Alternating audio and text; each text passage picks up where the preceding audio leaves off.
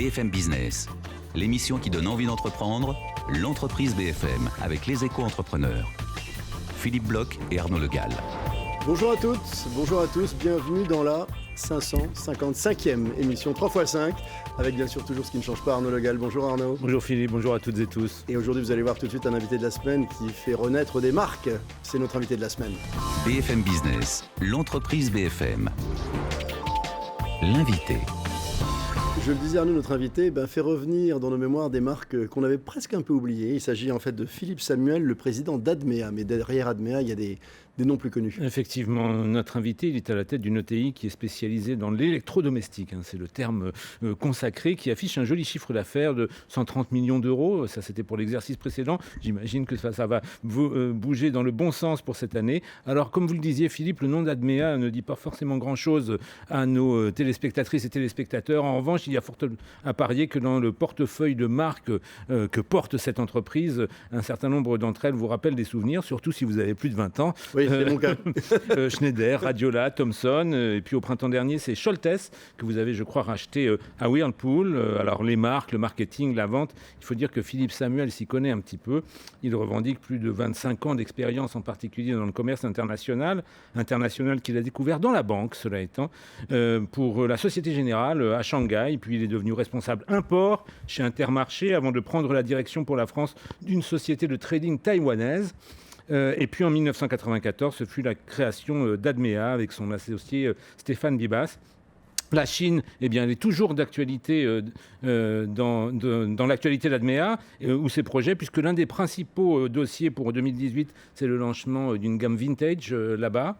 Ses autres priorités, pour Schneider notamment, ce sont le lancement d'une gamme informatique pour les gamers, et puis celui d'une gamme de gros électroménagers encastrables, si j'ai bien tout compris, des notices techniques. Bref, si vous avez des projets d'équipement pour votre maison, à mon avis, Philippe Samuel a 2 ou 3 choses à partager avec vous. Merci Arnaud. Bonjour Philippe Samuel. Bonjour. Je me dis que 20 minutes vont être bien courtes avec vous. Effectivement, ne serait-ce que si on prend une seule marque l'un après l'autre, ça va être un peu compliqué. Moi, ce qui m'importe maintenant, c'est de comprendre tout de suite comment s'est fait le saut de Société Générale Intermarché du trading à Taïwan. Et tout d'un coup, vous devenez entrepreneur avec quelques années plus tard, enfin plusieurs années plus tard quand même, de bien belles marques que vous dirigez aujourd'hui. Comment ça s'est passé ? Le trading, au départ, c'était la Chine. Oui, mais... C'était la Chine, effectivement, donc, en 85, puisque j'ai pris le train de Paris à Pékin. Puis après, vous avez pris le train de Paris à Pékin, véritablement. C'est pas une image. Non, mais Philippe, il a connu l'époque héroïque du business en Chine. Je crois qu'on peut dire ça comme ça. Et après, donc, la Société Générale, où c'était pas encore de la vraie banque, c'était un bureau de représentation, mais je suis tombé en adoration par rapport à la civilisation chinoise. Donc, à l'époque, il n'y avait pas beaucoup de business à proprement parler. En revanche, la civilisation, elle était là. Et on sentait qu'il se passait quelque chose. Et quand je suis revenu effectivement donc en France, donc c'était Euromarché, non pas Intermarché. Pardonnez-moi. Donc ma première préoccupation, ça a été de repartir. Et donc effectivement, donc j'ai saisi l'opportunité donc des premières importations de grandes surfaces alimentaires. Provenance de Chine. Et donc c'est ce qui m'a permis effectivement de continuer ce lien. Le trading, c'était le trading du coup. Non, c'était Euromarché, donc c'était l'import. Ouais. Et après, donc l'idée, c'est de travailler pour des Chinois, donc avec cette société de trading taïwanaise, parce qu'à l'époque, le business se faisait beaucoup plus à Taïwan qu'en Chine, mais en fait, c'est la même civilisation, c'est la même langue, d'ailleurs, que je parle, et c'est la même approche. Et enfin, donc, lorsque j'ai estimé que c'était le bon moment, donc, avec mon associé, on a démarré Admea. Qui est-il rapidement votre associé et quelle était votre complémentarité par rapport au projet que vous allez nous raconter ? A priori, pas trop de complémentarité, parce que lui était sur la finance et moi aussi. Oui. Et au bout d'un certain temps, en fait, on a fait en fonction des affinités. Oui. Donc Stéphane Bibas a gardé les activités administratives et financières, et moi, je me suis orienté côté business. Mais alors, c'est quoi en 1994 ? Qu'est-ce qui se passe ? Qu'est-ce que vous faites ensemble ? Si vous vous souvenez, c'était quelques années après la crise du Golfe. Donc c'est une période un peu compliquée au niveau de la consommation. Et on a un peu rebondi par rapport à ce que disent de la crise les Chinois, Weiji. C'est une opportunité. On a estimé qu'il y avait quelque chose à faire. Et en fait, on a acclimaté le trading en France. L'idée était toute simple. En fait, l'idée, c'était de dire que on n'attendait pas de passer des commandes. En fait, c'était la commande client qui générait la commande fournisseur, ce qui nous permettait effectivement d'être significativement moins cher. Alors, qui étaient vos clients et comment est-ce qu'on aboutit à toutes ces marques qu'Arnaud rappelait ? Les clients sont toujours les mêmes. C'est-à-dire la grande distribution? Oui, donc au début, ça a été la grande distribution française. Aujourd'hui, c'est la grande distribution européenne, voire au-delà. Oui. Et donc, on est sur l'idée de pouvoir massifier donc, les achats et ainsi de baisser les coûts. Alors, mais au départ, donc, il s'agissait de massifier des commandes de produits made in China. À quel moment est-ce que vous avez basculé sur ce qui est aujourd'hui, encore une fois, le fait marquant de votre stratégie? C'est cette stratégie de marque, de rachat de marques, avec un vrai capital de sympathie, mais aussi des marques qui, parfois, ont perdu un peu de leur superbe. Parce que, pardonnez-moi, vous avez changé de métier entre-temps, parce que entre commander des produits en Chine et vendre à la grande distribution et racheter des marques comme Scholtes ou Radiola, c'est un autre métier, racontez-nous. Oui, en fait, le facteur déclenchant, ça a été la crise financière de 2008-2009. Ce qui s'est passé, c'est que on était dans, entre guillemets, le low cost. Donc l'idée, c'était de pouvoir démocratiser donc, à coût inférieur donc, un certain nombre de biens électrodomestiques. Ce qu'on entend par biens électrodomestiques, c'est électroménager, électronique grand public. C'est la fusion des deux. Et à partir du moment où la consommation a baissé fortement, donc non seulement nous, on s'est adapté, on a adapté en fait, le dispositif de l'entreprise, mais on a même muté. On s'est aperçu qu'en fait, le consommateur voulait consommer moins, mais mieux. Pour que nos téléspectateurs comprennent bien, c'était des marques d'entrée de gamme ou c'était parfois également de la marque blanche ou de la marque de distributeur? Oui, on était sur les deux, en fait, sur les deux segments. Voilà. Et donc, là, changement, effectivement. Donc, changement, donc... mutation effectivement du consommateur, des comportements d'achat, et pour effectivement donc arriver en phase avec ces nouveaux comportements d'achat, on a compris que ce qui était important, c'était de pouvoir s'exprimer directement vis-à-vis du consommateur. Nous, en fait, on est un fournisseur, donc on a un distributeur, c'est un intermédiaire. Vous l'êtes toujours, mais aujourd'hui vous êtes. Oui, mais le véritable intermédiaire pour nous, c'est le distributeur, qui est en fait un obstacle entre nous et le consommateur. Donc pour pouvoir nous exprimer directement vis-à-vis des consommateurs, on a estimé que la marque était le point marquant. Donc là, vous avez dit, il y a peut-être des marques à racheter ou pas? Avant d'acheter des marques, donc je suis un entrepreneur avec à l'évidence. Et donc l'idée, c'est quand même de mesurer les risques. Et avant d'acheter des marques, en fait, on a commencé par partir sur du licensing, donc d'une certaine façon la location de marque. Expliquez-nous comment ça marche, ça. En fait, vous signez un contrat de licensing avec un ayant droit, donc en l'occurrence c'est Technicolor, qui nous a donné la possibilité d'utiliser la marque Thomson, pour lequel en fait on a conçu un certain nombre de produits, donc on continue d'ailleurs à commercialiser. Donc on fait du petit électroménager à la marque Thomson, on fait de la téléphonie à la marque Thomson. Alors le côté positif, c'est que ça nous donne un accès directement à une marque qui est très connue. L'inconvénient, c'est que la marque en question, en fait, on paye des royalties, donc la marque n'est pas la propriété de l'entreprise. Et qui conçoit les produits? Ce sont vos partenaires chinois, en général, ou pas? Où est-ce qu'on... Là, encore une fois, un nouveau métier, concevoir des produits pour un groupe, au nom d'un groupe comme Thomson, qui les construit depuis très très longtemps. Quelle était votre véritable valeur ajoutée là-dessus? Vous les fabriquer, concevoir où, fabriquer où? Alors la conception, elle est toujours en France. Toujours en France. Ouais. Donc aujourd'hui, on a 60 collaborateurs effectivement donc en France et on a 80 collaborateurs en Chine. D'accord. Donc le principe est très simple. La conception, le design, les idées sont faites en France. C'est comme Apple fait en Californie et voilà. en Chine. Donc on a des bureaux d'études, on a des ingénieurs, on a des designers et une fois que le projet est suffisamment mûr, à ce moment-là, donc on le passe à notre filiale en Chine. On a 80 personnes qui vont se charger de l'exécution. Du sourcing et de l'exécution. Plus de la sous-traitance que du sourcing. D'accord. Alors vous l'évoquiez, dès cette époque où vous faisiez du licensing, ça a un coût. Vous devez payer des royalties à ceux qui sont les propriétaires de cette marque. Comment est-ce qu'on réussit à ce que ça reste profitable? Puisqu'il y a des coûts. Derrière, il y a une marque, mais une marque, encore une fois, une marque qui peut être une marque vintage, mais qui ça veut dire qu'elle n'a plus autant de potentiel par rapport à des produits extrêmement contemporains. On parle d'électronique. Comment est-ce qu'on gère ces risques? Oui, alors, en fait, la marque, quelle qu'elle soit, elle peut être très forte. Si on n'y apporte pas du contenu, on n'est pas en face. Surtout pardonnez-moi, mais une époque d'explosion technologique et d'innovation technologique permanente. Et d'hyper-compétition entre les marques. Absolument. Oui, donc on est... Comme vous l'avez dit, donc, dans le domaine de l'électrodomestique. Donc notre concurrence, elle est mondiale. On a face à nous des géants, qu'ils soient américains, asiatiques, etc. Ceci étant, c'est un gros marché. Donc c'est à nous d'identifier effectivement donc, les niches de produits où on peut apporter quelque chose. C'est le vintage, le niche? C'est l'émotion, de manière générale. Ce n'est pas forcément le vintage. Donc aujourd'hui, on est effectivement très, très puissant sur ce domaine, puisqu'on vient avec du gros électroménager, du petit électroménager. On a même fait une télé vintage. mais on va lancer effectivement des gammes contemporaines et ce qu'on va rechercher, c'est l'émotion que procure le design. Puisque la technologie, en fait, elle est à disposition aujourd'hui. Elle est pas, c'est pas le facteur de différenciation qui sera fort. C'est véritablement sur la partie design qu'on va se différencier. C'est d'apporter la petite French touch. Oui, c'est ça, apporter une French touch, mais qui reste relativement accessible en prix. Voilà. Tout à fait. Donc l'idée aujourd'hui, on reste effectivement sur des marques cœur de gamme, que ce soit Schneider, Radiola ou Thomson.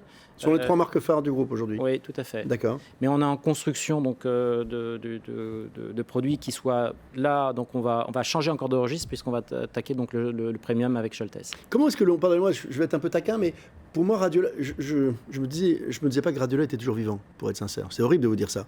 Mais en vous entendant ça, je me dis, comment est-ce que l'on fait renaître dans l'esprit d'un Français qui vit depuis de nombreuses années en France et qui a un peu oublié la marque, cette émotion, comment est-ce qu'on donne envie de reconsommer une marque en lui donnant confiance? Au moment où vous l'évoquiez, les marques hype sont faites en Californie, faites en Asie, etc. Comment on s'y prend pour faire renaître une marque, lui redonner du sens avec cette dimension d'émotion que vous évoquiez? Alors, d'abord, il faut procéder à des études sur le territoire de la marque. Parce que vous avez une idée, j'ai une idée, probablement qu'Arnaud a une autre idée, etc. Donc on a missionné effectivement donc, des cabinets qui nous ont permis effectivement de mesurer non seulement la notoriété, mais aussi le taux d'attachement à la marque. Donc si on prend Schneider, on est sur 83% de notoriété globale. Absolument, c'est énorme. Une marque extrêmement connue. Y compris des jeunes générations. Oui. Pourquoi ? Parce qu'il y a un certain nombre de Schneider, donc ça nous permet effectivement de garder le contact avec le consommateur. Radiola est unique. Donc on est sur un taux de notoriété qui est plus faible, de 66%. En revanche, il reste énorme, 66% c'est énorme. Mais il reste un attachement incroyable à la marque. Donc c'est pourquoi pour l'univers du son? Dans l'univers du son et du gros électroménager. Et du gros électroménager, c'est ça, c'est plus inattendu. Puisqu'en fait la marque a été utilisée par Philips d'abord et puis après par Whirlpool dans le domaine du gros électroménager. Alors on est ici à Paris, mais n'oublions pas que la France est un grand pays, qu'il y a beaucoup de choses qui se passent en province et c'est une marque très provinciale, Radiola. Oui. Et donc quand vous parlez effectivement de contenu, le principal contenu, la principale inquiétude du consommateur, c'est la qualité, c'est la fiabilité, c'est le service après-vente. Et donc, les marques comme Radiola, comme Schneider rassurent. Et donc, ce premier côté de la marque est extrêmement important pour nous.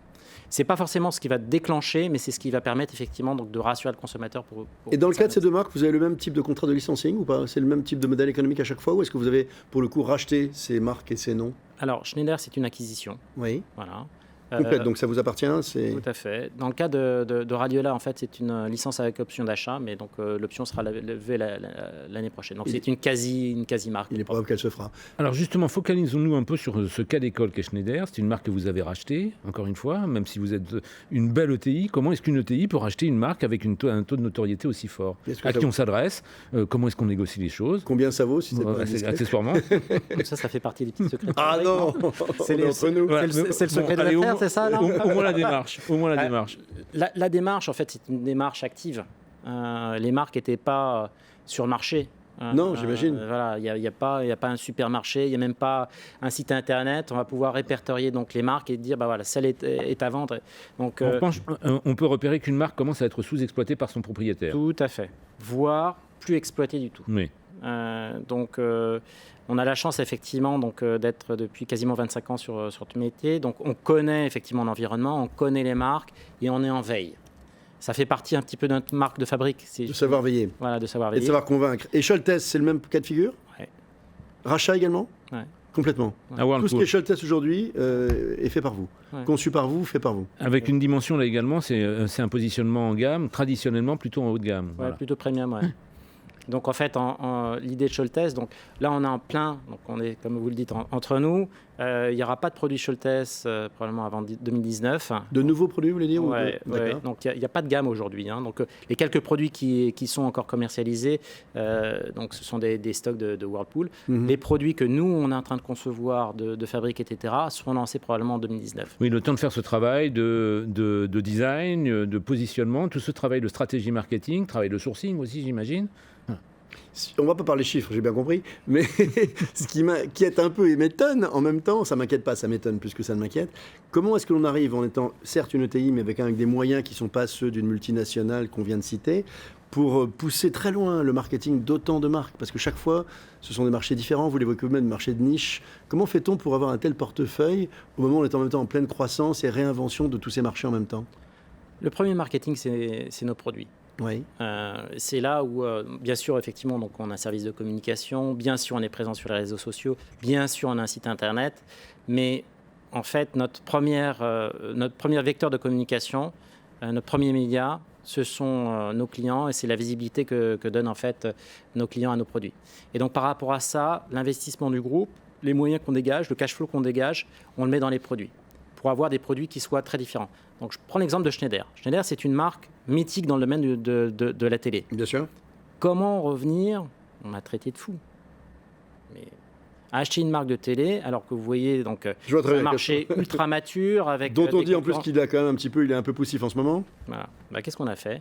On a mis, là pour le coup, une certaine somme d'argent, donc 300 000 euros, dans un design vintage, et on est en fait les seuls au monde à avoir une télé vintage. C'est quoi une télé vintage? Alors, c'est une bonne question. Qu'est-ce qui définit le vintage? C'est pas un tube cathodique. On s'est posé des questions. Ça pèse pas 12 kilos et voilà. c'est pas un cube. Non, mais on a des bords ronds plutôt. Voilà, exactement. Donc, on a revisité le design en allant chercher effectivement l'impression du consommateur. L'impression du consommateur du vintage, c'est de la couleur. Donc, on n'hésite pas, on met du rouge dans la télé, ce qui se fait quasiment pas. Il y a des bords ronds là où effectivement, il y a même un encadrement. Il n'y a plus d'encadrement aujourd'hui sur les télés. On n'est pas sur le tout plat, tout fin, quasiment. Ça devient un élément de déco au-delà d'être. Touche de chrome, oui. Une touche de chrome à tous les niveaux. Il y a une touche de chrome sur la télé, il y a une touche de chrome sur la base, et vous avez un superbe outil qui est la télécommande. La télécommande en soi, ça va. Rien que ça, c'est excitant. Ouais. Et la technologie est la même que celle que je trouvais chez les grands fabricants, qui sont les 2-3 grands noms qui fabriquent 90% des téléphones dans le monde. Alors, au-delà, vous évoquiez effectivement le capital que représente Schneider. En revanche, le développement sur lequel vous travaillez, c'est-à-dire vers l'univers de l'informatique et vers un ordinateur pour les gamers, on a l'impression que là, c'est quand même une grosse extension. C'est une grosse extension. La première extension, figurez-vous, c'était le gros électroménager. Et donc, cette fameuse étude dont je vous parle, donc on a posé quand même tout un tas de questions et on a demandé effectivement donc, à quoi ça faisait penser Schneider. Pas de surprise. Premier lien, c'est la télé. Deuxième lien, c'est le gros électroménager. Schneider n'a jamais fabriqué de gros électroménagers. Jamais. D'accord. C'est drôle. Et des ordinateurs pour les gamers non plus, au passage. Il y a eu des ordinateurs. Ah oui, à l'époque héroïque, oui. Quand j'étais enseignant, on nous a formés là-dessus. En 1984. Oui, j'ai connu ça. Voilà. Que décide l'entrepreneur-marketeur quand il apprend ça? Ça n'évoque pour l'instant. C'est un levier extraordinaire. Ouais. C'est un levier extraordinaire. Donc ça va s'appeler Schneider? Donc il y a du gros électroménager aujourd'hui qui est en pause libre. Et donc on a toute une gamme très complète et très large de gros électroménagers vintage, mais pas que, puisqu'on vient aussi sur des produits contemporains, donc qui est maintenant à disposition dans la grande distribution française. Un étonnement encore, j'ai l'impression que tout ça se fait avec peu de gens. Quand je vous entends, j'ai le sentiment qu'il doit y avoir 12 000 personnes qui travaillent chez Admea, et vous nous évoquez 60 personnes en France, 80 peut-être en Chine. C'est un nouveau mode d'organisation, c'est ça aujourd'hui, les entreprises, la réindustrialisation, ça passe par ce type d'organisation? Absolument, tout le monde parle de l'Asie, et tout le monde dit, voilà, l'Asie, ça a fonctionné parce que c'est un endroit où les coûts sont bas. Aujourd'hui, les coûts sont relativement élevés en Asie. Et donc, vous avez tout à fait raison de le dire, ça tient aussi à l'organisation. Donc, chacun doit faire son travail. Nous, on se revendique comme fabricant. Pourquoi? Parce qu'on estime porter la valeur ajoutée des marques et des produits. Après, on se positionne en fait comme des éditeurs. Donc, on va garder ce qui nous semble être important, donc le design, la conception, la technologie, etc. Et après, donc sous-traiter la fabrication. Mais quand je dis la sous-traitance, c'est non seulement en Asie, mais depuis peu, on commence à sous-traiter en Italie, on a fait nos premières opérations de sous-traitance en France. Donc la sous-traitance, c'est très vaste. On arrive à rester indépendant, ça fait depuis 1994 un développement très puissant. On va en deuxième partie voir comment les entreprises françaises sont accompagnées notamment par le private equity. Vous avez réussi à rester indépendant en termes de financement de cette belle aventure? Alors, on a fait un parcours en bourse sur marché libre de 2003 à 2009. Oui. Et en fait, on en est sorti parce qu'on estimait qu'effectivement la bourse par rapport à une ETI n'était pas le bon vecteur. Donc aujourd'hui, on est accompagné par des banques, on est accompagné également par la BPI, mais on se pose la question du private equity sur l'année prochaine.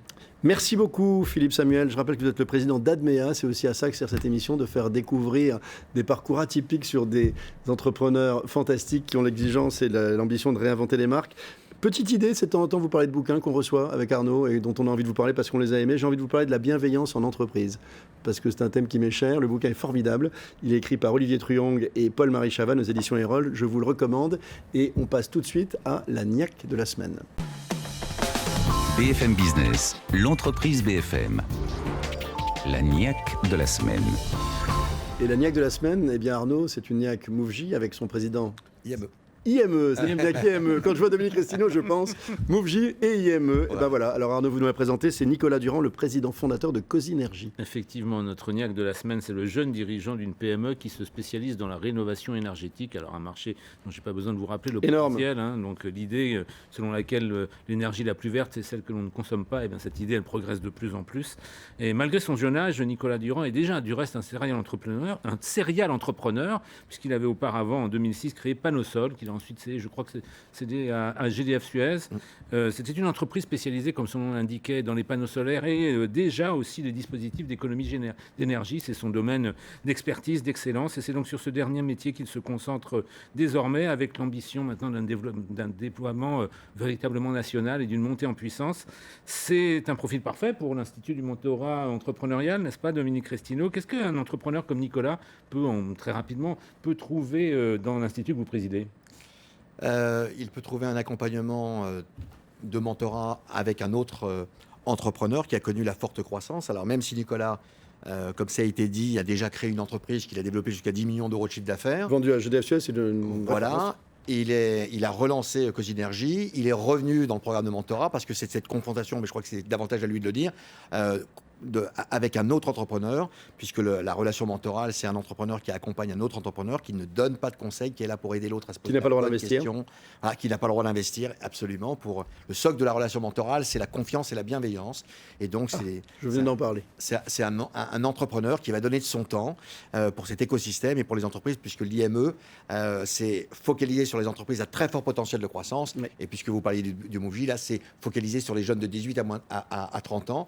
Mais ensuite, bon nombre de jeunes entrepreneurs du Mouv'J vont à l'Institut du mentorat. Absolument. Et d'ailleurs, Nicolas, qui est mentoré pour la deuxième fois au sein de l'IME, est également mentor au Mouv'J. Vous faites plein de choses également. Bonjour Nicolas. Bonjour Philippe. On peut dire qui était le mentor ou pas? Oui, tout à fait, c'est Guy Ferré. Qui est Guy Ferré? Que vous a-t-il apporté? Qui est-il et que vous a-t-il apporté? Guy Ferré, c'est un entrepreneur d'abord, puisqu'en fait, à l'IME, ce sont des entrepreneurs qui accompagnent dans les personnes comme nous. Et donc, il a une grande expérience. Le même domaine que vous ou pas du tout? Non, pas le même domaine, tout à fait. Voilà, l'informatique. Oui. Et donc, en fait, c'est plutôt un miroir, on va dire, et donc qui permet de temps en temps de... Je vous donne 2 minutes et 20 secondes pour me dire qu'est-ce que le miroir vous a apporté. Qu'est-ce qui a changé dans Cosinergie grâce à lui? Ouais, je dirais que c'est le miroir. En fait, après les décisions, je crois qu'on le sait quand on est chef d'entreprise, c'est nous qui les prenons et c'est nous qui amenons. Qu'est-ce que vous avez fait différemment? À quel moment a-t-il infléchi votre stratégie, vos projets?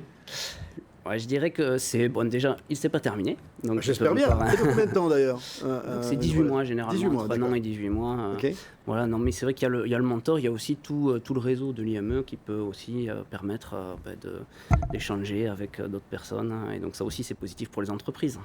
Le but du jeu, c'est de vous permettre de gérer d'autant mieux votre envie de grandir. Et la croissance de Cosinergie, elle est assez spectaculaire. Je parlais tout à l'heure, votre marché, c'est la rénovation énergétique. Mais plus précisément, qu'est-ce qui vous porte aujourd'hui? Alors, c'est vrai que si je présente un petit peu plus Cosinergie, donc il faut savoir qu'en France, les logements sont gourmands en énergie. Donc ça coûte cher, ça génère de l'inconfort chez les gens. Et on a aussi de plus en plus de foyers en situation de précarité énergétique. Et quand on voit les courbes du gaz et de l'électricité... J'entendais 20% des Français ont froid l'hiver. Oui, mais c'est exact. Donc je vois les images actuellement là. Et donc du coup, la solution, c'est la rénovation thermique. Et la promesse de Cosinergie, notre mission, c'est de rendre accessible à tous la rénovation énergétique. Parce qu'en amont des travaux, je crois que c'est l'une des forces de votre offre, vous proposez toute une série de conseils, un accompagnement en particulier, pour essayer de bien profiter des solutions d'optimisation en matière fiscale. En 30 secondes. C'est ça, en 30 secondes. Donc d'abord, tout le monde peut aller sur Internet, faire un diagnostic, un autodiagnostic, c'est gratuit. Ça permet de savoir... SY. Exactement. ZY. Et donc tout le monde peut aller sur Internet, faire ça, c'est gratuit, et savoir combien coûteraient les travaux chez lui, qu'est-ce que ça peut permettre d'économiser comme énergie, et surtout combien de subventions on peut obtenir. Voilà. Et ensuite, le métier de Cosinergie, ça va être de réaliser ces travaux, puisque nous avons un bureau d'études, des responsables travaux dans chacune de nos agences. Donc, on a plusieurs agences en France. Et ensuite, on va réaliser ces travaux. Donc, puisque pour le client, on va l'accompagner de A à Z dans la réalisation de ces travaux en toute sérénité. Merci Nicolas Durand. Je rappelle que vous êtes le président fondateur de Cosinergie. Merci Dominique Restineau, président fondateur de l'Institut du Mentorat et du MoveJ. Vous restez avec nous sur BFM Business. On marque une pause et juste après la pause, on réattaque bien sûr avec Entreprise et Capital. BFM Business, l'entreprise BFM. L'émission qui donne envie d'entreprendre.